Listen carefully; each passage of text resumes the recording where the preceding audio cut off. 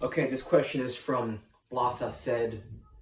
You said you're 14 years old, you're skinny, you're not that fast, you play striker and you play winger.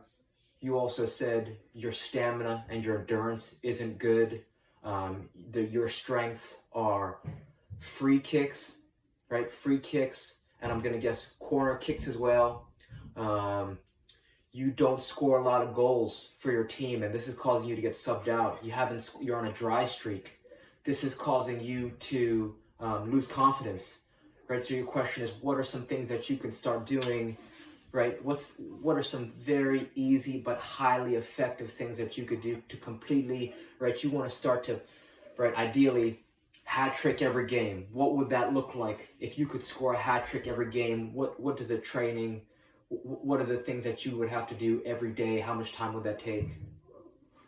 I think that's a good goal, right? Because, right, if you want to score a hat trick, what has to happen? You got to take more shots, right? And if you got to take more shots, what does that mean? You have to create more shooting opportunities, or your team has to have possession. So both of those, right? So you actually, to create more scoring opportunities, and you said that you freeze around defenders, you actually, to score more goals, to take more shots, you actually want to start working on your dribbling abilities, right? Because the more effective you are as a dribbler and as a juggler, because your ability to take the ball out of the air and beeline to the goal, right? Your ability to juggle and to dribble is going to help you get more shots, which is going to help you score more goals, right? So let's break down those two things. The first thing that you might want to invest in is a size 1 ball. A size 1 ball is going to magnify your efforts in ball mastery and dribbling, right? Dribbling sequences and ball mastery will rapidly improve your ability to take defenders on.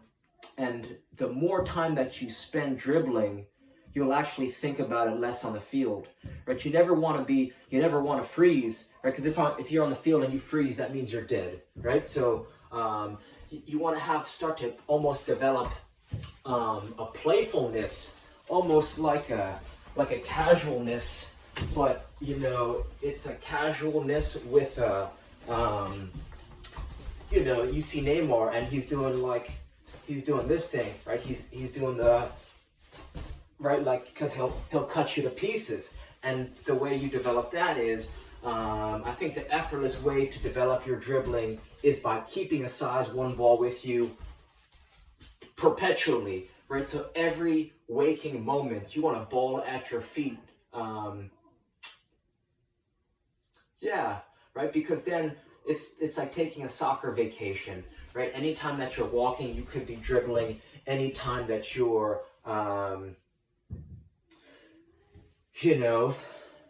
you're in between classes, you have a break at work, you're watching maybe, TV at the house, you have some energy before bed. Every single waking moment can be used to develop your dribbling abilities, because if you're good at set pieces, that means that you can match, right? That's gonna make you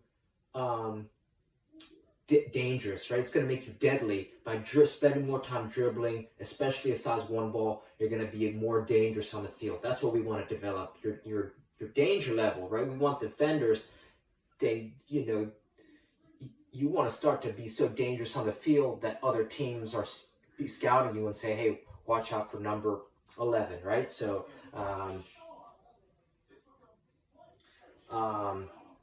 so that's step 1. Dribble perpetually, right? There's a lot of dribbling resources. One of my favorite is Cover Coaching, or Cover Skills app. That's on iTunes. That's on the App Store. That's on Android. You could also just YouTube it. That's COERVER.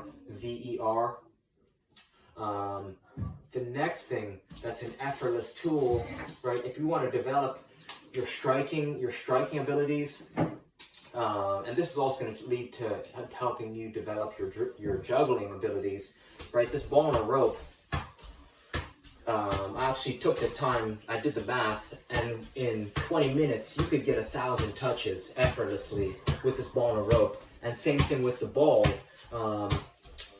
if you live in a city, right, this is an ideal tool because sometimes if you're dribbling, let's say in New York, you don't want to cause an accident, right? You want to be safe. So a ball and a rope is ideal because it's like a training partner who always wants to play with you. So instead of having to go to a wall or investing in a rebounder that you can't, rebounders are expensive. They're not portable. They're not ideal. They don't have a high level of portability. This thing is cheap. It's lightweight. It's portable. Right? If you got a dog, my dog chews on it. Right? So you can make one of these yourself with a size 1 or a size 2 ball, tennis ball, a dog toy. Someone told me that they strapped a rope, a jump rope to a ball and just started using it. Right? So for $24, you get a handle. This is an SKLZ kick trainer. There's another one that's a sense ball that's $44. I like the cheaper one. The sense ball's a little bit bigger. I like the smaller one better. It's more portable. And then I think since it's more portable, it's more conducive to learning because if it's small enough to take anywhere, right? Now I have a rule of thumb. I don't leave the house without a size 1, a kick trainer, or an RMT rope, right? These 3 things will unlock your ability to become more dangerous on the field. So this one is a game changer, right? Don't ever friggin' put this thing down. You're getting touches perpetually. Muhammad Ali, he would train all day, 6 days a week, all day, shadow boxing, push-ups, sit-ups, skipping, always. He was always getting after it. So that's something that you want to start doing. Be okay with looking a bit weird, right? It's kind of, right, some people just don't want it bad enough, right? I see kids all the time talk about how do I get better this, how do I get better that, yet, they probably have kick trainers lying around the house that they don't even use. So it's not about, yeah. If there's one thing to not have the tools, but it's another thing to have the tools and not use them. So you gotta use smart training tools because this is gonna create energy for you because the smarter you're training, the more energy because it'll translate to effectiveness on the field. So this is a very smart training tool, right? Our players, AC Milan uses kick trainers, Sevilla uses kick trainers, Ajax, right? Ajax out of Netherlands, whatever. Wesley Sneijder talks about using kick trainers. Multi-million-dollar clubs all have their kids using kick trainers. So, right, this is it's proven, right? Develop both your feet, timing, first touch, coordination, rhythm. Done. Third thing you want to invest in, right? These are investments. These are things that I wish someone told me to buy when I was 5 years old, right? All of these together probably cost less than $30. This is an RMT rope. RMT stands for rotational movement training. The reason that it's so powerful is because your body's connected from fingertips to your toes, right? And by swinging this rope around, it forces you to bend and twist your spine. While you're swinging the rope around, it acts as a metronome, right? So your body, right? You have a heartbeat. Your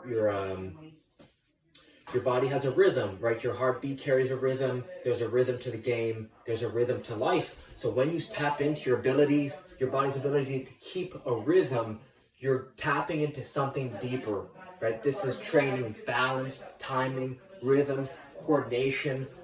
This is going to improve your explosiveness. I noticed that it started improving my juggling.